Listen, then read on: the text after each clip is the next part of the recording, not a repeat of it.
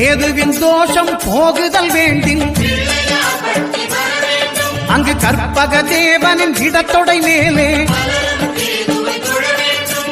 5 தலையோடு எழுந்த சுபகேது கணபதி தொடையில் கொலுவிருப்பான். அவன் தொடரும் பிணிகளை நடுங்கச் செய்வான். தொழுதான் தொல்லைகள் நீக்கிடுவான்.